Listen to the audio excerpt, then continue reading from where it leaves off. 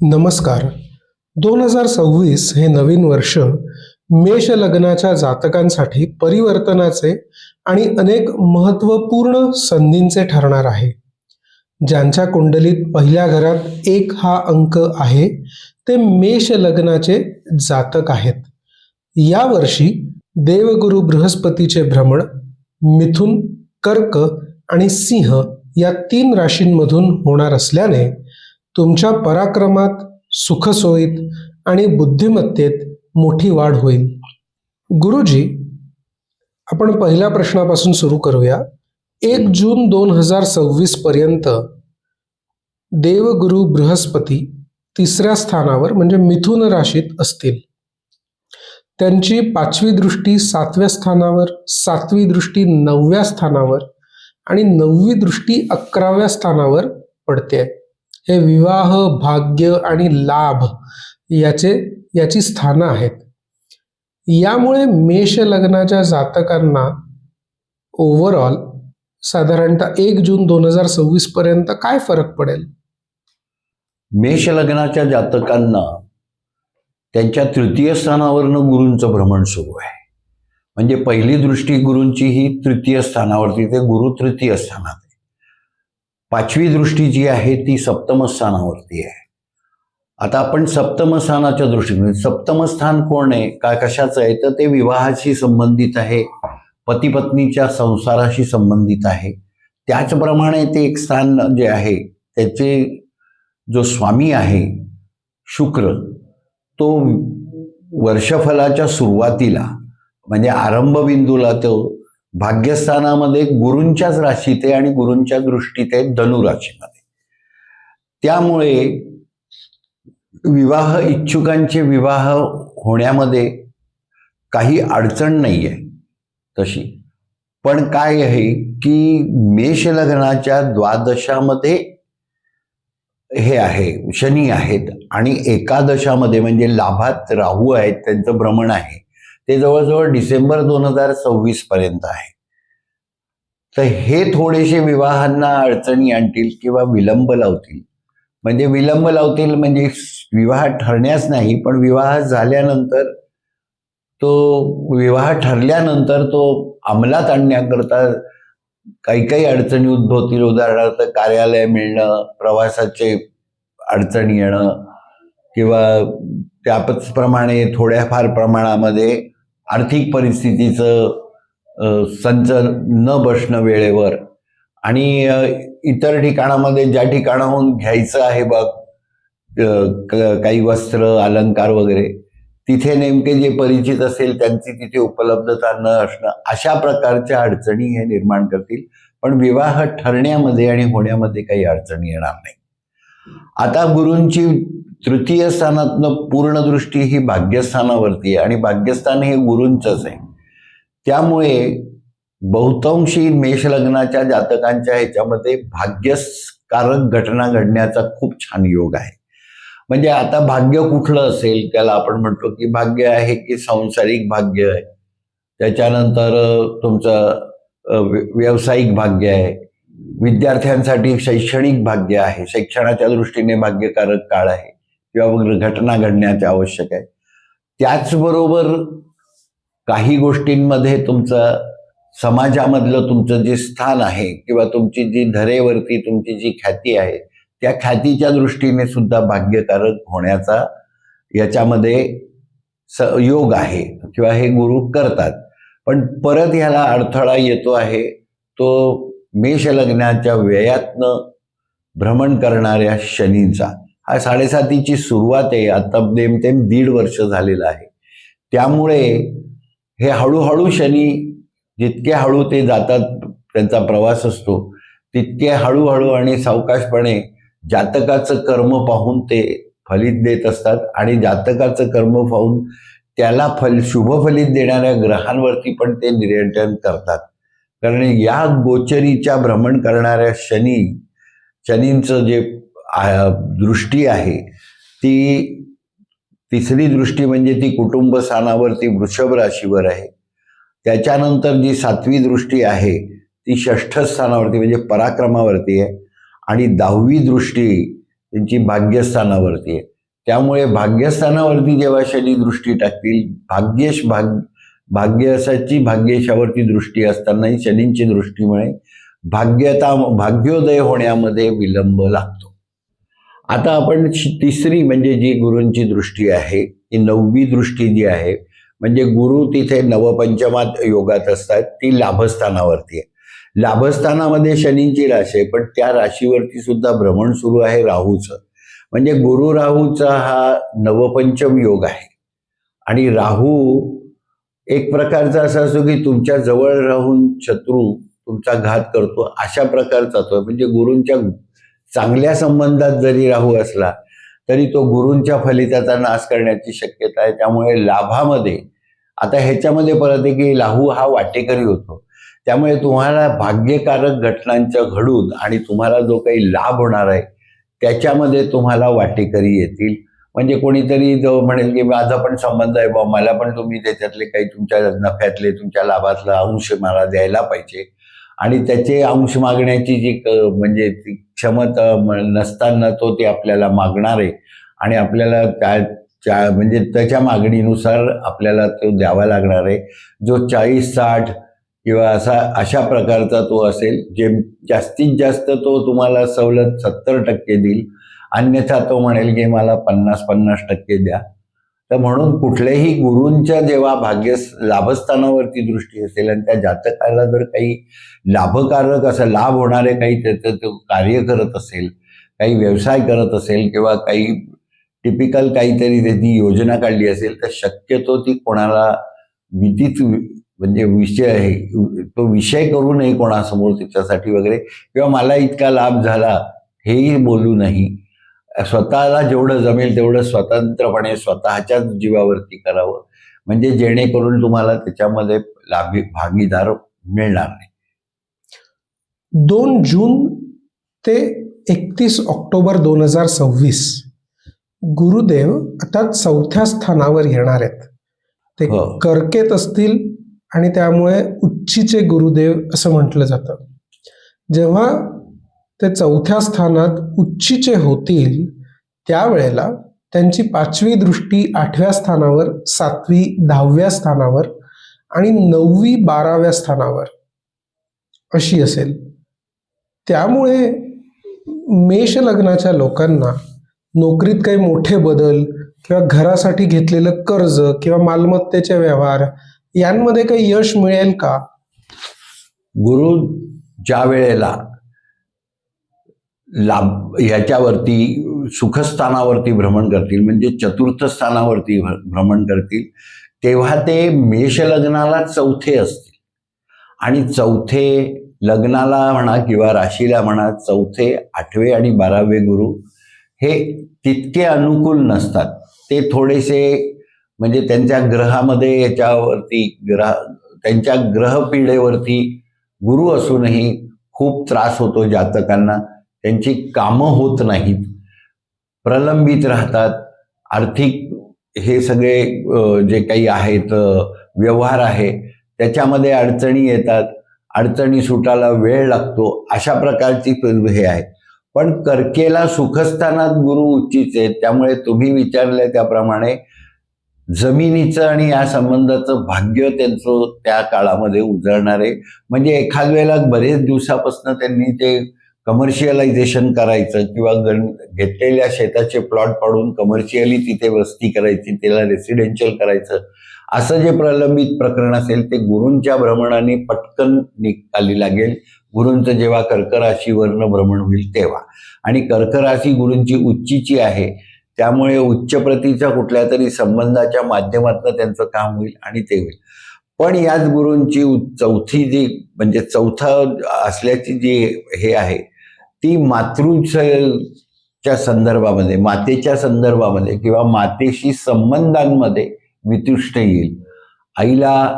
आईशी वादविवाद होतील, आईशी पटणार नाही आणि वेळ पडली तर आई घरामधनं बाहेर जा, माझ्या घरात राहू नको, अशा प्रकारच्या ते सूचना ती देण्याची शक्यता आहे. पुन्हा ते त्याच्यामध्ये गुरु परत जसं आपण म्हणतो की सिंह राशीला जेव्हा जातील, म्हणजे पंचमावरनं जेव्हा भ्रमण करतील मेष लग्नाच्या, तेव्हा मग परत हे जे बिघडलेले संबंध आहे हे नीट होतील. पण हा जो कालावधी आहे तो इतका जिकिरीचा असेल, सहन करण्याच्या पलीकडचे ते व्यवहार असतील, पण तरीही शांतपणे घेऊन आणि गुरूंची उपासना केली तर ह्याच्यातनंही मार्ग निघून पुन्हा पूर्व परिस्थितीमध्ये येऊ शकतो. आता हेच चतुर्थ स्थानावरचे गुरु हे दशम स्थानावरती पूर्ण दृष्टीने पाहतात.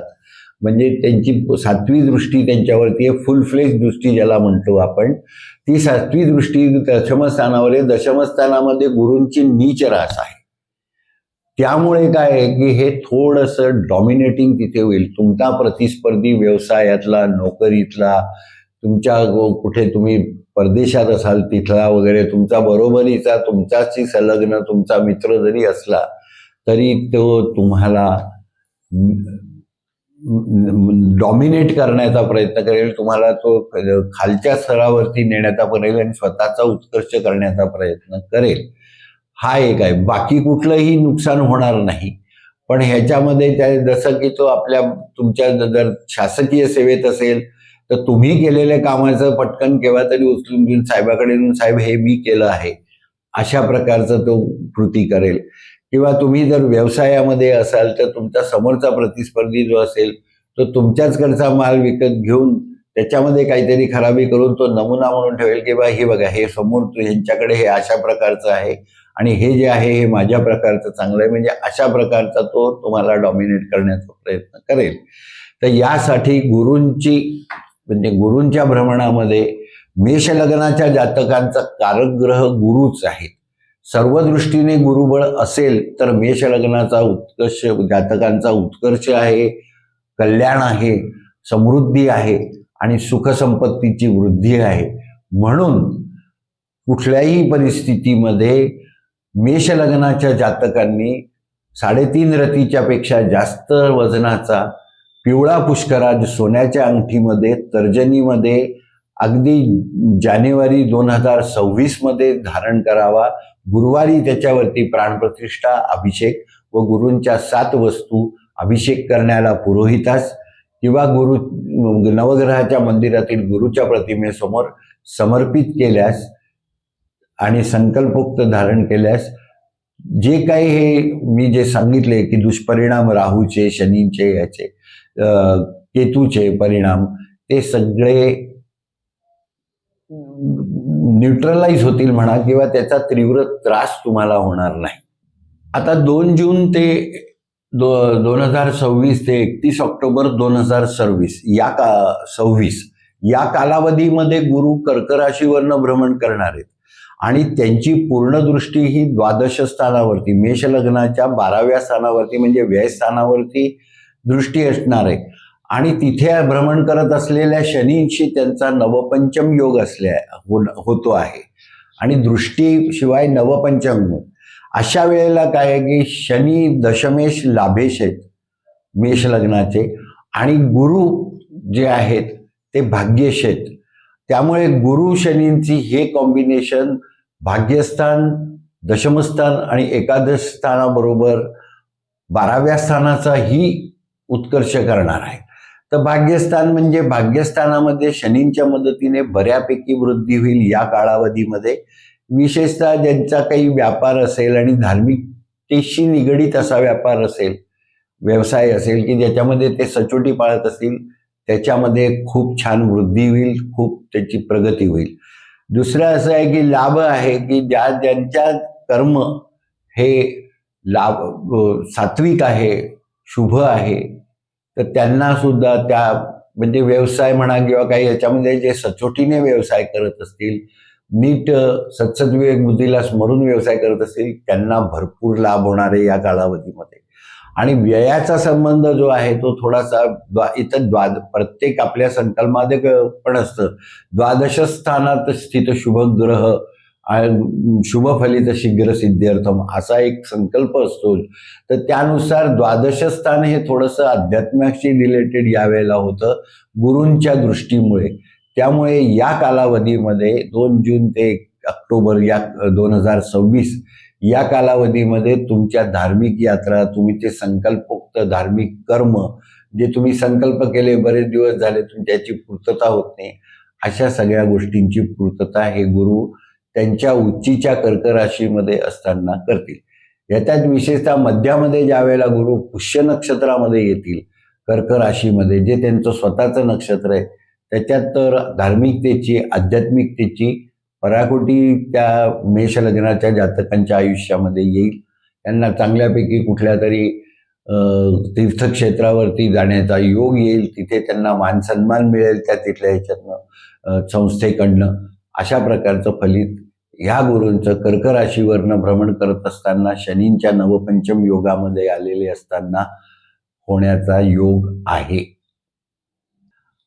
ऑक्टोबर अखेरीस म्हणजे 31 ऑक्टोबर नंतर गुरुदेव 5व्या स्थानात येतील.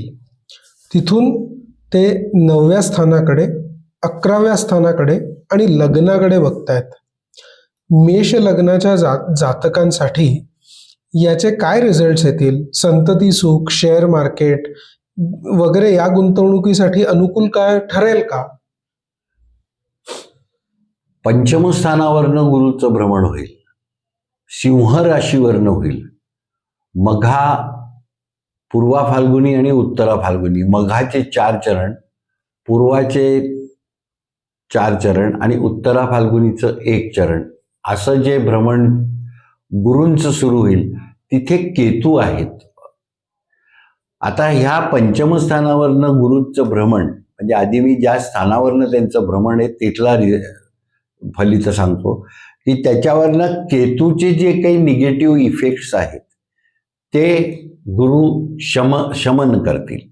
म्हणजे उदाहरणार्थ ते जशी काही एखादी, जसं आपण म्हटलं की गर्भवती महिलेला त्या संदर्भामध्ये हे प्रॉब्लेमॅटिक सिच्युएशन उपस्थिती केतूची, तर तिचे जे गुरूंचं ज्या वेळेला त्याच्यावरती भ्रमण होईल त्यावेळेला तिचं त्या गर्भवती महिलेला कुठलाही त्रास नसेल, जो केतूंच्या एकट्या उपस्थितीमुळे त्या महिलेला झालेला असेल तो. दुसरं असं आहे की परत शिक्षणाच्या संदर्भात आपण जसं म्हणतो की केतूंच्या उपस्थितीमुळे, त्या भ्रमणामुळे कदाचित विद्यार्थ्यांना स्मरणशक्तीचा प्रॉब्लेम आलेला असेल. काही विद्यार्थ्यांना म्हणजे स्वभावामध्ये चिडचिडापण आलेला असेल अभ्यासाच्या दृष्टीने. इतर खेळायला जातील, खायला प्यायला जातील, मित्रमैत्रिणींबरोबर मौज करायला जातील वगैरे. लहान असो, मध्यम माध्यमिक विद्यालयातले असो किंवा उच्च माध्यमिक विद्यालयातले म्हणजे महाविद्यालयातले असो आणि महाविद्यालयातले असो किंवा कुठेही असो, हे स्वभावामध्ये ह्या केतूंच्या उपस्थितीमुळे हे थोड्याशा फार प्रमाणामध्ये जे त्यांच्यामध्ये निगेटिव्हिटी, चिडचिडापण, कुणाच्याही ऐकायचं नाही, अशा ज्या प्रकारचे जे आहेत ते गुरु ज्या वेळेला त्या राशीवरती भ्रमण करतील तेव्हा त्याच्यामध्ये ती शिथिलता येईल आणि त्यांना त्यांच्या जबाबदारीची जाणीव होऊन ते पुढे मार्गी म्हणजे सुमार्ग अवलंबतील आणि सुजान पद्धतीने त्यांचं दैनंदिनी आणि जे काही असेल त्यांच्या वयाप्रमाणे जे काही त्यांना करणं आवश्यक आहे ते सगळं व्यवस्थित करतील. आता ह्याच्यामध्ये काय आहे की पंचम स्थानावरनं भ्रमण करणाऱ्या गुरूंची पूर्ण पहिली 5वी दृष्टी म्हणजे नवपंचम योगाची दृष्टी स्वतःच्याच राशीवरती भाग्यस्थानावरती आहे. मग भाग्याच्या वृद्धंगतीमध्ये जसं मी मगा सांगितलं की जर काही केतूंनी आणली असेल अडचण तर ती निवारण होऊन तो भाग्यकारक घटना घडण्याचा. म्हणजे उदाहरण आपण असं सांगतो की बुवा एखाद्या व्यक्तीला काही पोस्टिंग मिळायचं आहे आणि सगळं झालेलं आहे, इंटरव्ह्यू झालेला आहे, त्याच्यानंतर सगळं ठरलेलं आहे, ओळखीचे आहेत, पण तरीही केतूंच्या उपस्थितीमुळे प्रत्यक्षात जे काही आदेश निर्गमित व्हायचे ते होत नाहीयेत. ते या कालावधीमध्ये ज्या वेळेला गुरु पंचम स्थानावरनं सिंह राशीतनं भ्रमण करतील त्यावेळेला त्यांच्या ऑर्डर्स निघतील. त्यांनी त्याप्रमाणे त्याच्या तयारीत राहावं आणि तिथे संपर्क साधून त्यावेळेला त्यांनी त्या कार्यालयामध्ये जाऊन काय झालं थोडासा तगादा लावला तर निश्चितच त्यांचा भाग्यकारक घटना त्या सर्व्हिसच्या संदर्भामध्ये होईल. त्यानंतर दुसरं असं आहे की आपण एखादी खरेदी करतो आणि सौदा चिठ्ठी करतो आणि तो 6 महिन्याची मुदत घेतो. तर त्या केतूनी त्या खरेदीमध्ये किंवा ह्याच्यामध्ये केतूनी 6 महिन्याची मुदत लांबवत अहो साहेब थोडीशी ही द्या, थोडीशी ती द्या. त्या ह्याच्यानी काय होतं की तुमच्या त्याच्यामध्ये तुम्ही करारामध्ये विसरून जाता की आपण याला 11 महिनेच दिले होते आणि ते महिने उलटून जातात. तो तुमच्याशी हो देतो करतो, लिखापडी काही होत नाही आणि मग प्रत्यक्षात मग तो शिरजोर व्हायचा प्रयत्न करतो. तर अशा शिरजोर झालेल्या या प्रसंगांमध्ये किंवा या घटनांमध्ये किंवा अशा प्रकारच्या मेष लग्नाच्या जातकांच्या आयुष्यामध्ये जर काही झालेलं असेल तर त्याचं निवारण ज्या वेळेला गुरु पंचमस्थानावरनं भ्रमण करतील त्यावेळेला तो आपोआप स्वतः येऊन बाबा माझ्याकडे पैसे आहेत मला ही द्या. त्याच्यामध्ये काहीतरी असेच जादूसारखं किंवा काहीतरी अशा घडामोडी घडतील की गुरु ते कृपा करतील त्या मेष लग्नाच्या जातकावरती आणि त्याला मग ते भाग्यकारक असलेलं ते जे काही खरेदी असेल ती त्याला मिळेल. आता ह्याच्यानंतर आपण पाहतो आहे की गुरूंचं भ्रमण पंचमावरनं ज्या होतं सिंह राशीतनं तेव्हा पूर्णदृष्टी पुन्हा 7वी जी आहे ती लाभस्थानावरती होते आणि तिथेच राहू आहेत. तर लाभस्थानावरती गुरूंची राहूंवरची दृष्टी आणि पंचमस्थानामध्ये गुरूंचं केतूंवरनं भ्रमण हे या दोघी ग्रहांना कंट्रोल करेल आणि जो काही लाभ होत नव्हता तो व्हायला लागेल आणि त्यामुळे फायदेशीर होईल, लाभ होईल. शेतामधनं सुद्धा लाभदायक उत्पन्न निघेल. शेतीमध्ये सुद्धा तो जो आतापर्यंत काही सालदार जर लावलेला असेल आणि तो काही कुठल्याही प्रकारे तुम्हाला जर तो प्रतिसाद देत नसेल तो या कालावधीमध्ये तुम्हाला प्रतिसाद देऊन तुमच्या हिश्श्याचं किंबहुना जास्तच असं जो काही भाग असेल शेती उत्पन्नातला तो तुम्हाला देईल. हे मी उदाहरणार्थ सांगितलं. अशा प्रकारच्या अनेक गोष्टींमध्ये तुमचा लाभ होईल. त्यामुळे गुरूंचं हे भ्रमण सिंह राशीवरचं या स्थितीमध्ये बऱ्यापैकी लाभदायक आहे. त्यानंतर गुरूंची 9वी दृष्टी ही लग्नस्थानावरती आहे, मेष लग्नावरती आहे आणि मेष लग्नाचे भाग्येच गुरु आहेत, कारक गुरु आहेत. मग भाग्येशाची लग्नावरती दृष्टी म्हणजे लग्नाच्या भाग्येशाची भाग्यस्थानाच्या सह लग्नी दृष्टी हा खूप छान योग आहे. याच्यामध्ये भाग्योदयाची उच्चतम कोटीचे फलित मेष लग्नाच्या जातकाला या कालावधीमध्ये सिंहामध्ये त्यांचं भ्रमण असेल त्यावेळेला होईल. धन्यवाद गुरुजी. आता आपण पुढच्या महत्वाच्या ग्रहाकडे वळूया, म्हणजे शनिदेव. मार्च अखेरपर्यंत साधारणतः हे मार्गी आहेत 12व्या स्थानात म्हणजे मीन राशीत. तर शनी या 12व्या स्थानात असून त्यांची 3री दृष्टी 2ऱ्या स्थानावर म्हणजे धनस्थानावर, 7वी दृष्टी 6व्या स्थानावर म्हणजे रोग ऋण यांच्या स्थानावर आणि 10वी दृष्टी 9व्या स्थानावर म्हणजे भाग्यावर आहे. साधारणतः काही म्हणतील की 7.5चाही हा काळ आहे. तर ह्या सगळ्या गोष्टींचा मार्च अखेरपर्यंत काय फरक असेल, काय जाणवेल मेष लग्नाच्या लोकांना? मेष लग्नाच्या जातकांच्या 12 स्थानामधनं शनींचं भ्रमण सुरू आहे आणि संपूर्ण वर्षभर आणि 2 जून 2027 पर्यंत हे भ्रमण आहे.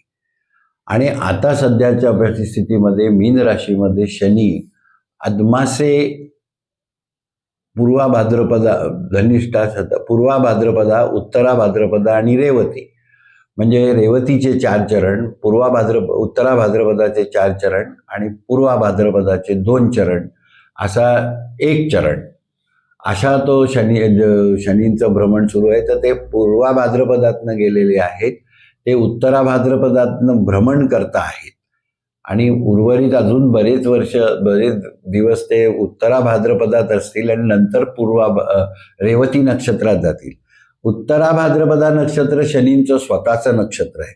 स्वनक्षत्रातून 12 स्थानामध्ये गुरूंच्या घरात भ्रमण आणि त्यामुळे शनींची अशी ही स्वनक्षत्रातली दृष्टी 2य स्थानावरती आहे. 2य स्थान हे पराक्रमाचं स्थान आहे, पण त्याचबरोबर मार्ग पण आहे. तिथे शुक्राचं आहे आणि शुक्राच्या या स्थानावरती ज्या वेळेला शनी दृष्टी करतात त्यावेळेला त्यांच्यावर शुक्रांची कृपा त्या जातकावरती तीव्र पद्धतीने होते. पण थोड्याफार प्रमाणामध्ये तिथे शुक्र हा ग्रह मेष लग्नाचा द्वितीय सप्तमेश आहे आणि दोन्ही स्थानं ही मार्केश आहे. म्हणजे द्वितीय सप्तमेश मार्केश शुक्र आहे आणि त्याच्यावरती या स्थानावरती जेव्हा ते शनींची दृष्टी येते तेव्हा तुम्हाला कुठल्याही प्रकारचा अपघात मारकत्व राहत नाही. म्हणजे आपण ज्या वेळेला पुष्कळदा ऐकतो की एक एवढा मोठा ॲक्सिडेंट झाला आणि त्याला तर काहीच झालं नाही आणि त्याच्या बरोबरीचे दुसरे होते त्यांना मात्र म्हणजे खूप लागलं वगैरे किंवा मार बसला. तर अशा पद्धतीमध्ये जो जातक काहीही न लागता जो सर्वाईव्ह होतो किंवा ज्याला काही दुखापत होत नाही तो मेष लग्नाचा असेल, अलीकडच्या काळामध्ये अशी जर घटना झाली असेल तर ते आहे आणि ते म्हणजे वादातीत सत्य आहे की हे शनी जेव्हा मारक स्थानावरती पाहतात तेव्हा त्या मारकाचे मारकत्व जे असतं त्या स्थानाचं ते शिथिल करतात. एक तर शनींचं आता आधी आपण असं बघू की पहिलं दृष्टी म्हणजे भ्रमण जे आहे शनींचं व्ययस्थानावर आहे ते यापूर्वी मी गुरुच्या संदर्भामध्ये सांगितलं की गुरूंच्या रिलेशन्समध्ये ते आलेले येतील तेव्हा तर आध्यात्मिक उन्नती होईल. पण व्ययस्थान हे द्वादश स्थान आहे आणि द्वादश स्थानामध्ये शनी निम्मे फळ देतात. निम्मे अनुकूल फळं देतात आणि निम्मे प्रतिकूल फळं देतात. आता प्रतिकूल म्हणजे व्ययस्थान म्हणजे नुकसान, व्ययस्थान म्हणजे खर्च. आता खर्च तुमचा झाला तर त्या खर्च केल्यानंतर तुमचं नुकसानही होतं आणि तुमचा काहीतरी खरीदण्यासाठी काहीतरी संपादन करण्यासाठी पण तुमचा खर्च होतो. त्यामुळे व्ययस्थानातील हे पहिले शनी जे आहेत त्यांची ज्या वेळेला सुखस्थानाशी म्हणजे चतुर्थ स्थानाशी जेव्हा चतुर्थ स्थानाचा जेव्हा त्यांच्याशी नवपंचम होत आहे तेव्हा यांचा खर्च होईल आणि ते खर्च होईल जमीन संपादन करण्यासाठी किंवा कुठला तरी सुखावह काहीतरी सुख निर्माण करणारं असं जे काही असेल ते खरेदी करतील. पण शनींचा परत संबंध तिथे असल्याने ते थोडासा जे प्रतिकूलता 50% जे आहे त्याच्यामध्ये जी वस्तू ते 10 रुपयाची असेल ती त्यांना साधारणतः 15 रुपयाची म्हणजे 1.5 किमतीची घ्यावी लागेल. आणि मग नंतर ते खरेदी वगैरे झाल्यानंतर लोक म्हटलं अरे यार हे तर 10 रुपयात मिळत होतं, तू 15 रुपये कशाला दिले. अशा प्रकारची परिस्थिती हे शनी या कालावधीमध्ये करतात. त्यानंतर शनींची दृष्टी आहे जी 7वी दृष्टी आहे ती कन्या राशीवरती आहे, 6ठ स्थानावरती. 6ठ स्थान हे विशेषतः प्रतिस्पर्धींचं स्थान आहे आणि शनी ज्या वेळेला गुरूंच्या राशीतनं प्रतिस्पर्धी स्थानावरती जेव्हा पूर्ण दृष्टी ठेवतात तेव्हा ती दृष्टी ते कंट्रोल करतात त्या प्रतिस्पर्ध्यांना. त्यामुळे तुमच्या प्रतिस्पर्ध्यांचं थोडंसं पितळ उघडं पडेल, त्रास देतीलच प्रतिस्पर्धी. मगास मी जसं सांगितलं तसं डॉमिनेट करायचा प्रयत्न करतीलच या कालावधीमध्ये. पण ते जे हे आहे शनींच्या नियंत्रणाखाली ते स्थान येत आहे, दृष्टीमध्ये ते स्थान येत आहे. त्यामुळे त्यांच्या ह्याच्यामध्ये एकदा त्यांनी तुमचा घात केल्यानंतर तुमच्या लक्षात येईल, पुढे तुम्ही त्या व्यक्तीच्या संपर्क तोडाल तुम्ही त्या व्यक्तीचा, त्यामुळे तुमचं नुकसान होणार नाही. अशा प्रकारचं शनींचं 6ठ स्थानावरची जी पूर्ण सप्तम दृष्टी करतात त्याच्यामध्ये आहे, सरळ दृष्टी आहे ती. त्यानंतर आहे इन्क्लाइन दृष्टी शनींची भाग्यस्थानावरती आहे. भाग्यस्थान हे गुरूंचं स्थान आहे. शनी मुळातच आता गुरूंच्या राशीमधनं भ्रमण करताय पण स्वनक्षत्रातनं करताय आणि धनु राशीमध्ये जी नक्षत्र आहेत ती केतूंचं नक्षत्र, त्याच्यानंतर शुक्राचं नक्षत्र आणि त्याच्यानंतर रवीचं नक्षत्र आहे. म्हणजे हे तिन्ही नक्षत्र जी आहेत, ही तिन्ही जी नक्षत्र आहेत ही तसं पाहिलं तर ह्यांचे जे नक्षत्रांचे स्वामी आहेत हे केतू सोडला तर केतू म्हणजे शनींप्रमाणे जातो, तो त्यांचा मित्र आहे केतू. दुसरे आहे शुक्र, हे शुक्र दैत्यानाम परम गुरुम आहेत. त्यामुळे ते सुद्धा सम रिलेशनमध्ये आहेत. पण त्याच्यानंतर जो रवी आहे तो शत्रू रिलेशन्समध्ये आहे. त्यामुळे ज्या वेळेला शनींची दृष्टी भाग्यस्थानावरती धनुराशीवरती येते आहे त्यावेळेला शनी 60% फायदा करतील आणि 40% भाग्याच्या संदर्भामध्ये नुकसान करतील.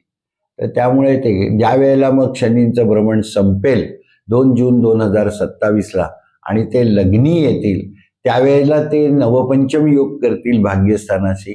त्यावेळेला ह्या आत्ताच्या कालावधीमध्ये याच्यामध्ये जे भाग्याचं नुकसान झालेलं असेल ते उभरून येईल आणि तुमचा पुन्हा भाग्योदय होईल. आणि म्हणून मी यापूर्वी सांगितलं तसं की भाग्येशाचं आणि त्या मेष लग्नाच्या कारक ग्रहाचं बल वाढवण्याकरता पुष्कराजाचं रत्न धारण करण्याचा सल्ला दिला आहे. धन्यवाद गुरुजी, आपल्या वेळेसाठी, आपल्या मार्गदर्शनासाठी. आपल्यालाही काही प्रश्न गुरुजींना विचारायचे असतील किंवा अपॉइंटमेंट बुक करायची असेल गुरुजींसोबत तर आम्हाला व्हॉट्सॲपद्वारे कळवू शकता किंवा कॉमेंट्समध्येही लिहू शकता. धन्यवाद.